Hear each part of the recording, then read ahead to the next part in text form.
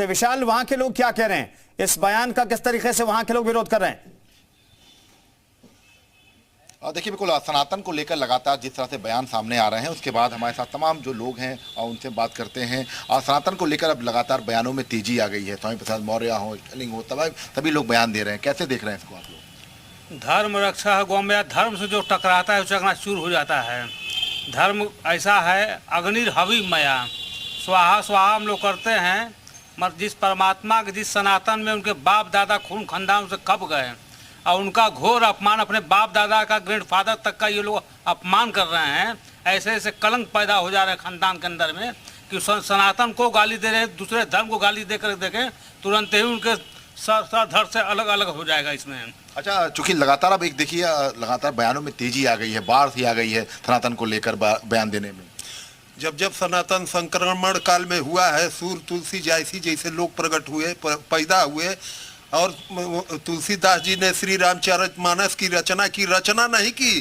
प्रभु श्री राम तुलसीदास जी वाल्मीकि के रूप में कलयुग में पैदा हुए, और फिर उन्होंने रचना नहीं की, वो रामायण को प्रकट किए। श्री रामचरितमानस प्रकट हुआ है। स्वयं शंकर जी, ब्रह्मा जी और सरस्वती जी ने लेखनी दिया 8 घंटे में।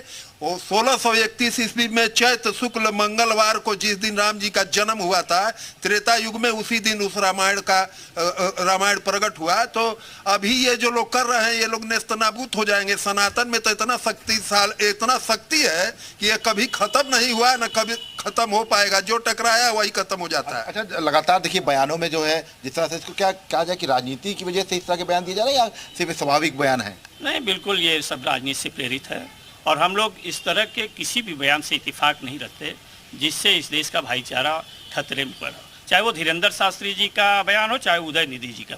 हम लोग तो जो राजनीति में है, जिस पार्टी से संबंध रखते हैं, ठीक है, वहाँ तो गरीब को मिले रोटी तो मेरी जान भी सस्ती है। हम लोग इस भाव से साथ राजनीति में है और निश्चित रूप से जनता के बुनियादी सवालों। बिल्कुल विशाल, उत्तर से लेकर के दक्षिण तक सनातन और हिंदू धर्म विरोधी जो बयान सामने आ रहे हैं, उस पर जनता की राय जानना बेहद जरूरी है।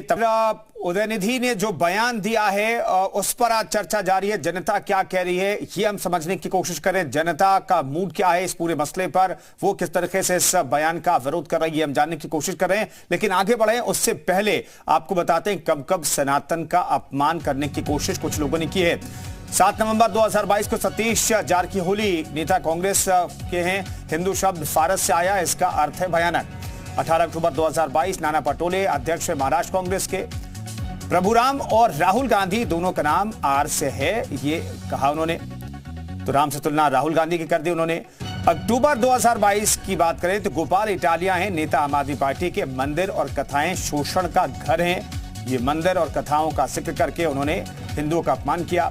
नवंबर 2021 की बात करें तो राहुल गांधी नेता हैं कांग्रेस के।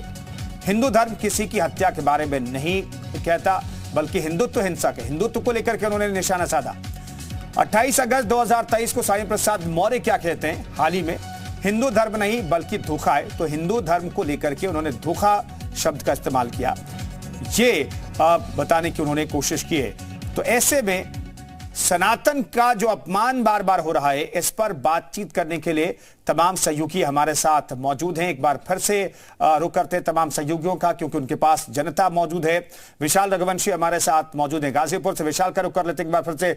विशाल, अगर कुल मिलाकर के देखें तो उत्तर से लेकर के दक्षिण तक इस तरह की बयानबाजी होती रही है। उत्तर प्रदेश के लोगों को तो कम से कम पता है कि एक पार्टी और एक पार्टी के जो नेता हैं वो बार बार हिंदू धर्म को अपमानित करते रहते हैं। उदयनिधि का नया बयान जरूर है, लेकिन इस तरह की बयानबाजी तो उत्तर प्रदेश का एक चर्चित नेता करते रहते हैं। लोग क्या कहते हैं, सियासी एंगल से क्या सोच है लोगों की?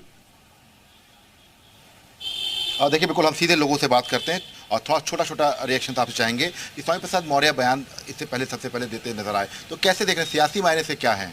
देखिए, कोई भी हो, चाहे स्वामी प्रसाद मौर्य हो, चाहे वर्तमान में कोई भी हो, कोई किसी भी धर्म पर किसी तरह का आक्षेप लगाता है तो ये भारतीय सभ्यता और संस्कृति के खिलाफ है। क्योंकि बहुत सीधी बात है कि हमारा देश टोटली संविधान से चलता रहा है और हमको उसकी बात करनी चाहिए।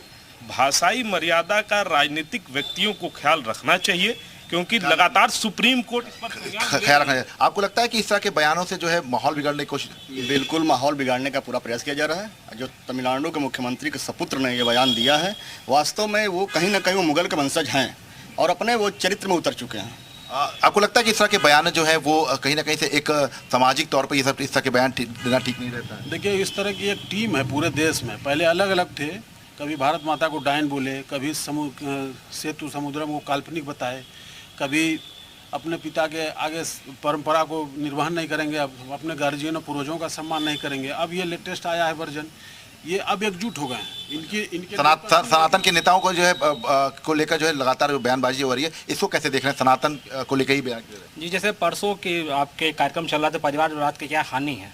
परिवारवाद की हानि यही है, जब किसी बच्चे को सोने का चम्मच मिल जाता है पैदा होते ही, तो किस प्रकार। राहुल गांधी तो नहीं बोल रहे हैं ना, कोई और नेता बोल रहे हैं? राहुल गांधी मैं बताता हूँ। चलिए, ये देखिए, चूंकि आप लोग बौद्धिक लोग हैं, ये बताइए कि किस तरह से इसको देख रहे हैं सनातन?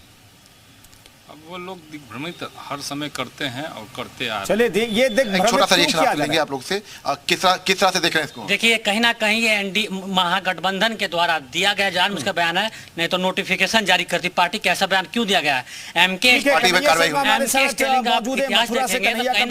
कन्हैया, कृष्ण की नगरी में लोग किस तरीके से इस बयान को देख रहे हैं?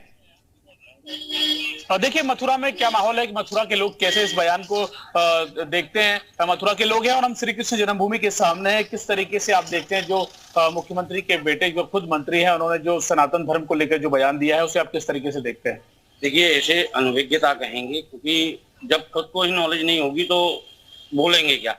और अपने धर्म को इस तरह कहना कहीं ना कहीं अपने आप में ही शर्मिंदगी की बात है। वो उनके लिए शर्मिंदगी की बात है। सनातन धर्म हमारी एक पहचान है जिस पे हमें गर्व करना चाहिए, और किसी भी प्रकार से अगर कोई कटाक्ष करता है तो उसको निडर होकर के वहां जवाब देना चाहिए। लेकिन ऐसे में आदमी खुद ही अपने धर्म पे कटाक्ष करे तो आप ये समझ लीजिए कि उसकी वैल्यू क्या है, वो अपने पिता को ही कितना सम्मान देता होगा। देखिए, आप कैसे देखते हैं जो बयान दिया गया है सनातन धर्म को लेकर? जी, मैं तो यही कहूँगा कि सनातन धर्म को लेकर ये दिया गया है वो बिल्कुल गलत है। हम इसका जो है विरोध करते हैं, निंदा करते हैं। पहले तो उनको ये शब्द वापस लेना चाहिए, और एक सनातन धर्म ही है कि जो हमारी। ठीक है, तो मथुरा के लोग कह रहे हैं कि उदयनिधि को अपने शब्द वापस लेना चाहिए, लेकिन लखनऊ के लोग क्या कह रहे हैं? अतीक, एक बार फिर से रुक कर लेते हैं। अतीक, लखनऊ के लोग किस तरीके से विरोध जता रहे हैं? इस बयान की माफी क्या मिल सकती है उदयनिधि को किसी तरीके से? कुंदन, बिल्कुल जिस तरह का ये बयान दिया गया सनातन धर्म को लेकर, इसके बाद लगातार लखनऊ के लोगों की नाराजगी भी है। कई लोग और भी उनसे बातचीत करते हैं कि तमिलनाडु के सीएम के बेटे ने जो बयान दिया है सनातन धर्म को लेकर, कहा है कि डेंगू मच्छर की तरह इस चीज़ कही है। कैसे देखते हैं इस बयान को? किस बयान का फायदा के लिए दिया गया? कोई नहीं, ये फायदे नुकसान की बात हम क्यों करें? जैसे कि अभी भाई साहब ने कहा कि राजनीति में धर्म को क्यों ला रहे हैं आप लोग बीच में? अगर कोई मुस्लिम धर्म मान रहा है, कोई सिख धर्म मान रहा है, कोई ईसाई धर्म मान रहा है, कोई भी धर्म है, जैन धर्म है, बौद्ध धर्म है, तो वैसे सनातन एक धर्म है। सनातन मानने वाले सनातन माने। इसमें सनातन का अपमान कहाँ से है ये बता दिया जाए, या बार बार स्वामी प्रसाद मौर्य जैसे या उनके बेटों के इस तरीके के शर्मनाक बयान आते हैं, और ऐसे में भाजपा हो या सपा हो या कांग्रेस हो, ऐसे निर्लज इंसानों को अपनी पार्टी में जगह देते हैं जो हिंदुओं के ही नाम से भड़काते हैं। दलित को या ओबीसी को या किसी को, उसको सनातन के नाम से करना, ये करना, वो करना, भड़काना। तो मुझे लगता है कि जिस तरीके से भाई साहब ने कहा था कि राजनीति में धर्म को नहीं लाना चाहिए, सनातन अपना धर्म है, वो उसके मानने वाले राजनीति को धर्म लाना चाहिए। और लोग भी उनसे बात कर लेते हैं कि आप बताइए कि सनातन धर्म को लेकर लगातार जिस तरह की अपशब्द कहे जा रहे हैं, कैसे देखते हैं कि इस अपशब्द कहते हैं, इससे क्या कोई फायदे हैं या कहीं गलत कहा जाता है? देखिए, आर्य विष्णुगुप्त चाणक्य के देश में 2500 साल से हिंदू सनातन चला आ रहा है। बीच में कुछ मुगलों ने नुकसान किया है, कुछ गुलाम वंश के लोगों ने नुकसान किया है। माननीय मोदी जी और योगी जी उस नुकसान की भरपाई कर रहे हैं, उसे ठीक कर रहे हैं। बात रही सनातन की, सनातन अमर था, अमर है, अमर रहेगा। ये बयान देने से या कुछ और अनर्गल बोलने से सनातन कभी नहीं मिटेगा। ठीक है, और ठीक है,